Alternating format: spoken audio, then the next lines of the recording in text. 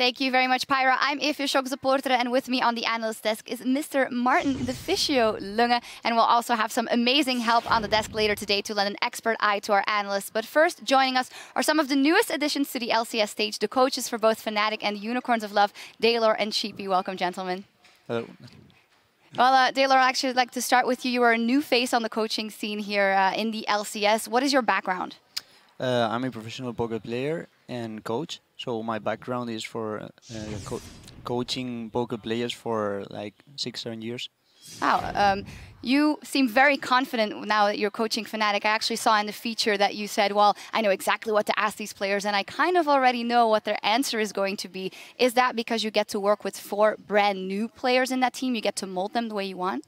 Not really. It's because as a poker player, you have to train your mind. You have to work on your mental game. So in League, the players, even they're new players, like new professionals or old players, I think they haven't worked on this aspect. So because in poker it's so important to train your mind to be prepared for like the tilt, the money swings and everything. I really know what are like the mental triggers and what are the patterns the brain follows. So even if there are new players, I know what I have to ask them to make them realize what are the problems. Oh, very interesting. What about you, Sheep? Is there any poker background from you, or how did you get into the whole coaching role? No poker background from my side, but I feel my role is probably the same as him. I try to prepare the players as good as possible mentally, because especially those kind of gold swings are something people need to figure out, that they don't start to tilt, that they know what is the next step, keep calm. Like there's always a strategy involved, and I think it's easier for me because I know the players already for quite some time, and I know what questions to ask as well to get the result I want. Yeah, but of course, because you used to be the jungler for Unicorns of Love beforehand. How did the whole team actually start? Because everyone loves them now, the Unicorns of Love. Like, how did everything start? Everything started out like harmless, I guess. I was playing Dota 1 before, and I moved into the League of Legends scene, fell in love instantly, and slowly got the players together. We started out literally just as friends who like to play together, have a relatively strong love for the game, and met Chachi first, fantastic player, and instantly wanted to play as well. And slowly picked up the players, Vadax, Power. We had some other players on the way there. But ultimately, the team that we have right now, we are very much in love with the game and really good friends to each other and try to get the best out of it. That's really, really awesome to hear. Are you happy about your performance so far, 2-2 here in the LCS? We are really happy with our performance.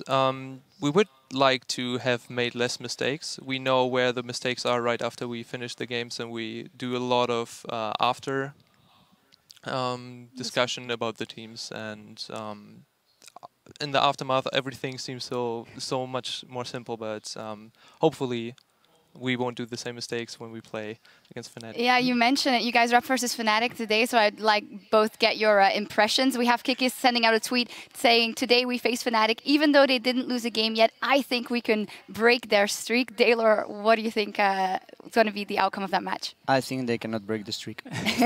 Clearly. That's Sheepy? it?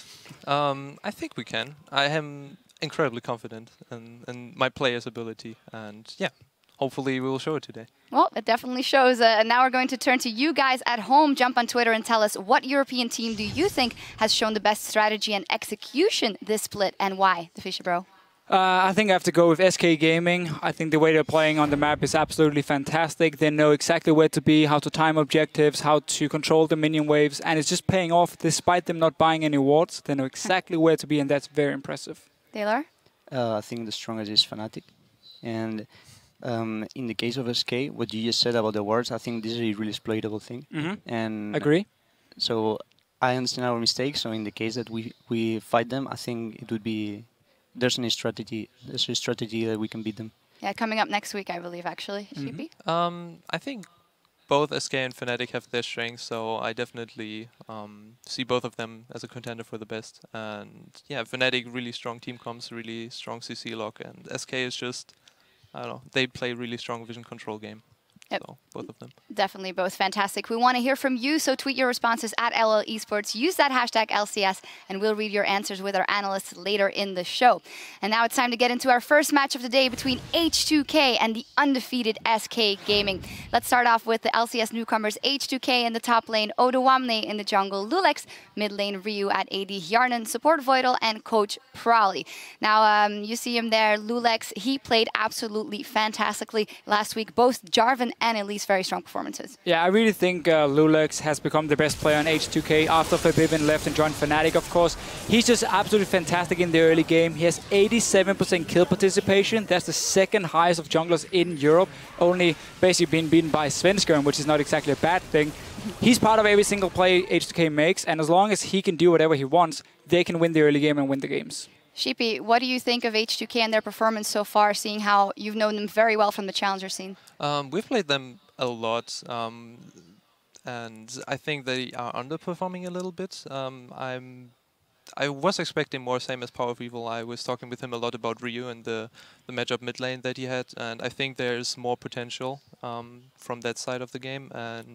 But overall, I think H2K can rise higher than they are right now. Well, we'll see if they can versus SK Gaming. That's a tall order. Turning to the red side, here's that lineup for SK in the top lane. Freddy122 jungling is Svenskeren. In the mid lane, Fox at AD, Forgiven, support, and rated. And the coach Innerflame. 4-0 so far. They beat Gambit and the Unicorns of Love last week. Versus Gambit, they were down a couple of kills early, but what comes out time and time again with SK Gaming, they control that map so well, even without extended vision control. Yeah, they don't really care about forcing team fights or getting kills. It's all about getting the global goal from the towers, getting the dragons. I mean, we keep talking about how they've only lost 1 dragon in 4 games now, so they control the map so well. And I just feel like teams haven't found an answer yet to SK Gaming because they are so good in the laning phase now. There's so many strong players on that team. There's no simple solution to beating them, except for maybe beating them through the wards. Yeah, and not only through the wards. I think if the teams don't screw the lane swap, maybe they will not have such a smooth transition into the mid game, and they will be having more problems getting all these drakes. We'll see how that plays out. One final thing maybe about Svenskeren versus Lulex, both very similar in that they can make things happen early for their teams. Yeah, as we said earlier, the 2 highest in terms of kill participation. Svenskeren last year was all about aggressive early ganking, and he was the guy who had to help every single lane.